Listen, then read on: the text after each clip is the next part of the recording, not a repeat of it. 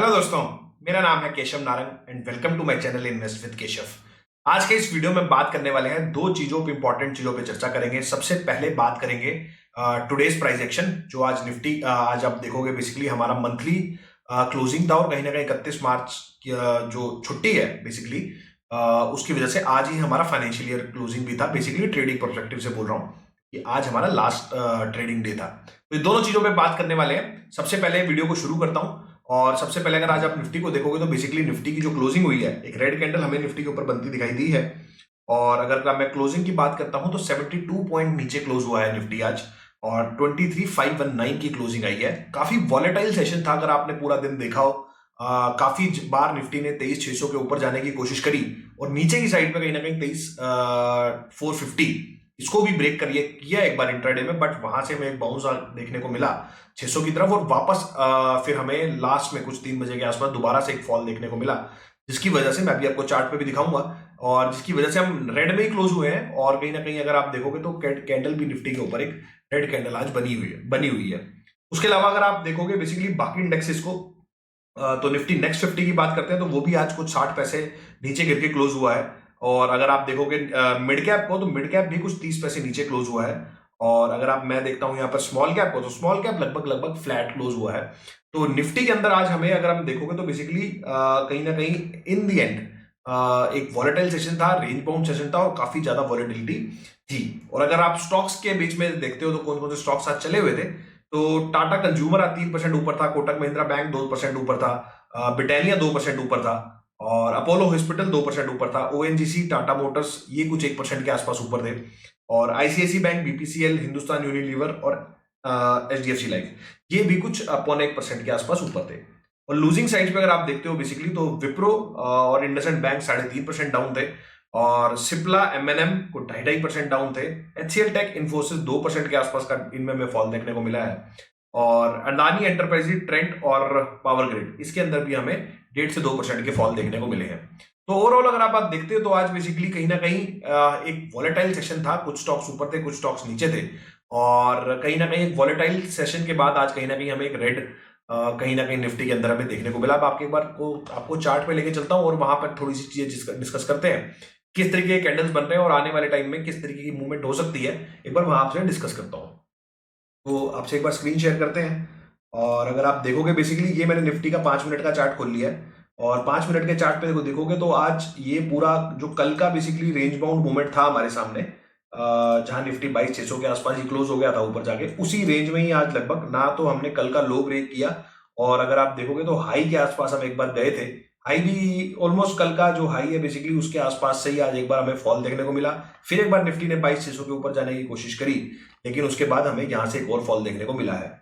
अब इसी को अगर मैं डेली चार्ट पे कर देता हूं तो डेली चार्ट पे अगर मैं देखता हूं यहाँ पर तो आप देखोगे तो डेली चार्ट के ऊपर हमें एक रेड कैंडल यहां से देखने को मिली है और वही जो 200 डीएमए का हमारा मूविंग एवरेज है बेसिकली 23,400, उसके वहां से आज भी एक जब डाउनवर्ड हमें फॉल देखने को मिला तो एक बाउंस आया वहां से और उसके ऊपर ही बंद हुआ है मार्केट। तो लगातार अभी 1 2 3 4 4 दिन हो गए, 1 2 3 4 5 दिन हो गए बेसिकली निफ्टी को 200 डीएमए के ऊपर आते हुए, ऊपर क्लोज होते हुए।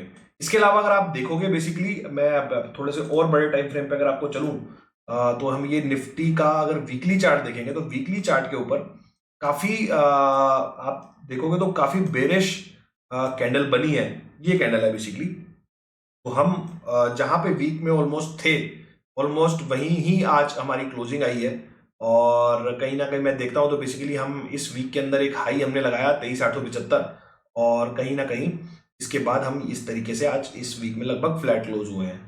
इस तरह के मूव के बाद अगर हमें कोई यहां से सेलिंग नीचे की तरफ देखते हुए मिलती है, मतलब कोई फॉलो अप सेलिंग आती है अब यहां से नीचे, तो कहीं ना कहीं हमें नीचे के लेवल्स कहीं ना कहीं तैयारी कर लेनी चाहिए उनके कटने की। और जैसा कि अगर आप हमारी वीडियोस पे पहली बार आए हैं तो चैनल को जरूर फॉलो कर लीजिए। तो जैसे हमारी पहली से बात चलती आ रही है, मैं अगर आपको डेली चार्ट पे करता हूं इसको तो कि अगर ये वाला हाई अब नहीं कटता है दो 23,800 आप 23,900 समझ लो, 23,900 से 24,000 का जोन, मतलब अब ये जो जोन है हमारे सामने अनलेस और अनटिल मार्केट इसके ऊपर जाके अब क्लोज नहीं देता है तो हमारा जो ये लेवल है बेसिकली नीचे वाला वो कहीं ना कहीं कटने की संभावना बहुत ज्यादा बढ़ जाएगी। क्योंकि ये फॉल यहां से और एक्सटेंड भी हो सकता है वंस हम 23,000 के नीचे आ जाएंगे। कंफर्मेशन हमें तभी आएगी जब हम 23,000 के नीचे आ जाएंगे, मतलब इस वाले लेवल के नीचे आ जाएंगे जब, तो उसके बाद हमें कंफर्मेशन आ जाएगी बेसिकली कि यहां से ये फॉलोअप सेलिंग भी आ रही है। और अब इसका रीजन क्या बनेगा क्या नहीं बनेगा, वो बेसिकली यूएस में जैसे आपको पता है कि 2 अप्रैल को वहां पर रेसिप्रोकल टैरिफ लगने जा रहे हैं, तो वो भी एक रीजन बन सकता है। उसके अलावा अगर आप देखोगे बैंक निफ्टी के ऊपर, तो बैंक निफ्टी के ऊपर जो आज कैंडल बनी है वो भी एक बेरिश कैंडल हमारे सामने बनी है डेली चार्ट के ऊपर, और इसके अंदर भी अगर फॉलोअप सेलिंग देखने को मिलती है तो कहीं ना कहीं वो भी एक बेरिश साइन होगा। मैं इसको थोड़ा सा और बड़े चार्ट पे करता हूं, अगर आप वीकली पे देखते हो तो इसके अंदर भी वीकली के अंदर एक बेरिश कहीं ना कहीं ऊपर गए थे और नीचे आके ही क्लोज हो गए हैं। तो अगर आप देखते हो बेसिकली तो दोनों इंडेक्सेस में कहीं ना कहीं आने वाले टाइम में अगर ये हाई हमारा नहीं कटता है जो इस वीक में लगा है, तो कहीं ना कहीं हम नीचे की एक डायरेक्शन शुरू कर सकते हैं। जैसे कि आप बैंक निफ्टी में देखोगे कि पहले भी यहाँ से एक सेलिंग आई थी 51,000 के लेवल से, और यहाँ पे हम नीचे गए थे। अब ऑलमोस्ट वहीं से ही हमें रेजिस्टेंस लिया है इस वीकली बेसिस पे भी, तो यहाँ से भी एक हमें फॉल आने की संभावना कहीं ना कहीं बढ़ जाती है। उसके अलावा आज एक आपको इंटरेस्टिंग चार्ट डिस्कस करता हूं, तो आप बीएससी का अगर आप देखोगे तो आज बीएससी इंट्राडे के अंदर 17% ऊपर था। और जो हमारे सामने न्यूज थी बेसिकली, कल सेबी का कंसल्टेशन पेपर आया, और कंसल्टेशन पेपर के अंदर सेबी ने बेसिकली बोला है कि आप जो ये एक्सपायरीज हैं वो ट्यूसडे और थर्सडे में से किसी एक दिन आपको करनी ही पड़ेगी। मतलब एक अगर थर्सडे को कर रहा तो दूसरा ट्यूसडे कर सकता है, ऐसा नहीं कर सकते कि आप मंडे को कर लो उसको। तो ये चीज पे कंसल्टेशन पेपर आ गया है, तो इसकी वजह से बीएससी के अंदर आज एक काफी अच्छा मूव हमें देखने को मिला हुआ था।